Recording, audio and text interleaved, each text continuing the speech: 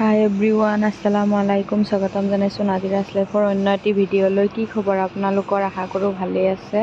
মই আজি বনাম কলমৌ শাকৰ সৈতে শুকান মাছ। মই এয়া কলমৌ শাকখিনি ধুনীয়াকৈ বাছি ধুই ল'লোঁ আৰু আলু দুটা মিহিকৈ কাটি দিলোঁ আৰু এয়া শুকান মাছ গৰম পানী দি ভালকৈ ধুই ল'লোঁ। এতিয়া ইয়াতে মছলা লৈ লৈছোঁ একেলগে। জিৰা, জলকীয়া গুড়ি, হালধি গুড়ি, নিমখ আৰু খুন্দি লৈছোঁ পিঁয়াজ, নহৰু। পিঁয়াজখিনিও খুন্দি ল'লে খাবলৈ ভাল লাগে, গোন্ধটো ধুনীয়া হয়। এয়া মই কেৰাহীত তেল দি দিলোঁ আৰু তেলখিনি গৰম হ'লে মই ইয়াতে দি দিম পিঁয়াজ। এয়া চাওক গৰম হৈছে, পিঁয়াজখিনি দি দিছোঁ আৰু নহৰুও দি দিছোঁ। এইখিনি ভালকৈ অলপ সময় ভাজি ল'ম। মাছ মাংস কিমান আৰু খাই থাকিব, কেতিয়াবা শুকান মাছ খাব মন যায়। এয়া মছলাখিনি দি দিলোঁ আৰু অলপ পানী দি দিছোঁ। এইখিনি ভালকৈ লৰাই ল'ম।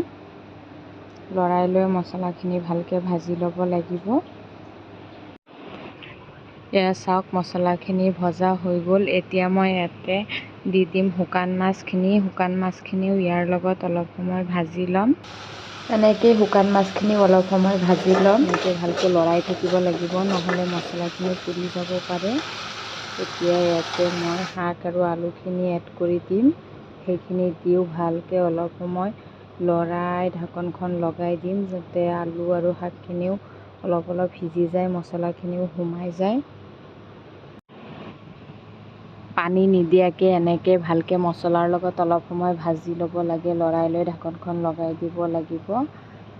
এয়া চাওক লৰাই ল'লোঁ ভালকৈ। এতিয়া ঢাকনখন লগাই দিলোঁ। এনেকৈ যদি ডাইৰেক্ট পানী দি দিয়ে সেইটো খাবলৈ ইমান সোৱাদ নহ'ব। এয়া চাওক শাকখিনি একদম কোমলি গৈছে, অলপ অলপ সিজি গ'ল। এই পানীখিনি ভালকৈ শুকুৱাই ল'ম লৰাই লৰাই, পিছতহে পানী এড কৰিম।